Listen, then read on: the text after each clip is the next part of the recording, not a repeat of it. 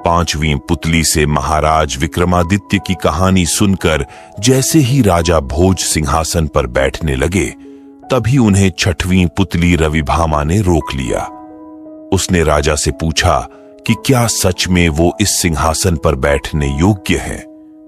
रविभामा ने पूछा, क्या आप में महाराज विक्रमादित्य का वो गुण है जो उन्हें सिंहासन पर बैठने योग्य बनाता था?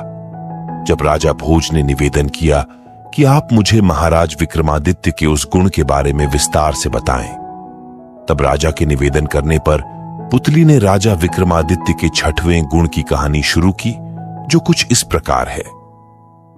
बहुत समय पहले जब महाराज विक्रमादित्य का राज्य था और चारों ओर खुशहाली ही खुशहाली थी, तब एक दिन महाराज वन विहार के लिए अपने रथ पर सवार होकर निकले।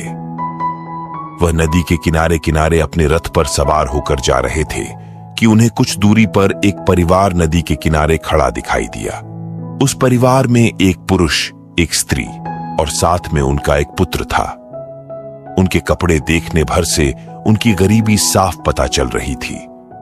उन सभी के चेहरे चिंता और परेशानी से भरे दिखाई दे रहे थे।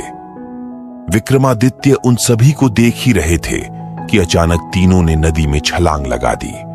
राजा ने जैसे ही उन सभी को नदी में डूबते देखा, वह फौरन उन्हें बचाने के लिए खुद नदी में कूद पड़े। वह अकेले उन तीनों को नहीं बचा सकते थे, इसलिए उन्होंने मदद के लिए वरदान में मिले 2 बेतालों को बुलाया।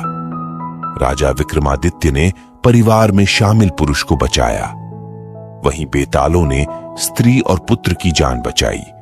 सभी को सुरक्षित नदी से बाहर निकालने के बाद राजा ने उस पुरुष से पूछा कि आप कौन हो और क्यों ऐसे अपने पूरे परिवार के साथ नदी में कूद गए? तब पुरुष ने रोते हुए कहा कि मैं एक गरीब ब्राह्मण हूं और आपके ही राज्य में रहता हूं। आपके राज्य में सभी आत्मनिर्भर हैं, इसलिए कोई भी मुझे काम देने के लिए तैयार नहीं है। इस हालात में न तो मेरे पास रहने के लिए घर है और न ही खाने के लिए भोजन। इस कारण मेरा पूरा परिवार कई दिनों से भूखा है।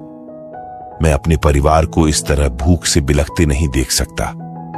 यही वजह है कि प्राण त्यागने का विचार बनाकर मैं और मेरा परिवार नदी में कूद गए थे। राजा ने उनकी बात सुनी और निवेदन किया कि हे ब्राह्मण देव, आपको प्राण त्यागने की जरूरत नहीं है। कृपया करके आप मेरे अतिथि भवन में चलकर रहिए। वहां आप जब तक चाहे सुखपूर्वक रह सकते हैं। राजा की बात सुनकर ब्राह्मण ने कहा कि अगर कुछ समय के बाद हमसे कुछ गलती हो और हमें अपमानित करके निकाल दिया गया तो हम कहां जाएंगे? राजा ने उसकी यह बात सुनकर वचन दिया कि उन्हें किसी भी प्रकार का कष्ट नहीं होगा और वह जब तक चाहें तब तक सपरिवार उनके अतिथि भवन में आराम से रह सकते हैं। ब्राह्मण ने राजा के वचन को स्वीकार किया और राजा के साथ अपने परिवार को लेकर अतिथि भवन में रहने चले गए। वहां वे सुख और आराम से रहने लगे।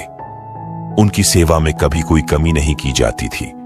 ब्राह्मण परिवार अच्छे से रहने लगा, लेकिन उनकी एक आदत बहुत खराब थी।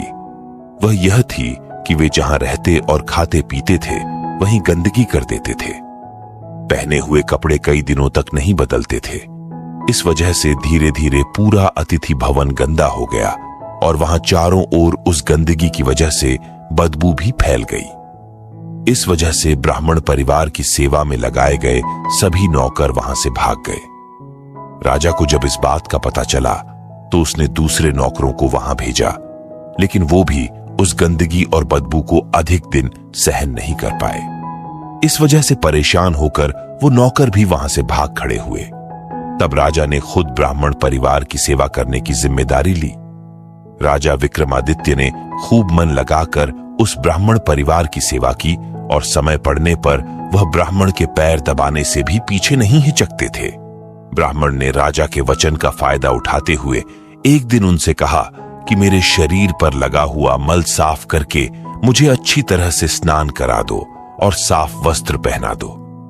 राजा ने खुशी से उनकी यह बात भी स्वीकार की और जैसे ही वे मल साफ करने के लिए आगे बढ़े, अचानक वह ब्राह्मण देव देवता के रूप में सामने आ गए।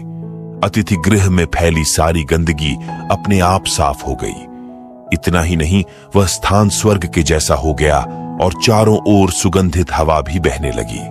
तब देवता ने अपना परिचय देते हुए कहा कि मैं वरुण देव हूं और आपके नगर में आपकी परीक्षा लेने के लिए आया था। हमने आपके आतिथ्य की बहुत प्रशंसा सुनी थी, जिस कारण मैं पूरे परिवार के साथ यहां आया था। मैं आपकी इस सेवा से बहुत प्रसन्न हूं और वरदान देता हूं कि आपके नगर में कभी सूखा नहीं पड़ेगा। आपके नगर के हर खेत से 3 प्रकार की फसलें उगेंगी। राजा ने हाथ जोड़कर वरुण देव को नमस्कार किया और इसके बाद वरुण देव परिवार के साथ वहां से स्वर्ग की ओर चल दिए। महाराज विक्रमादित्य की यह कहानी सुनाते ही रविभामा वहां से उड़ गई। कहानी से सीख, हमें भी अपने घर आए अतिथि की अच्छे से सेवा करनी चाहिए और उन्हें पूरा सम्मान देना चाहिए। हमारे देश में अतिथि को देवता का स्थान दिया गया है, इसीलिए कहा जाता है अतिथि देवो भव। हम आशा करते हैं कि आपको आज की कहानी पसंद आई होगी।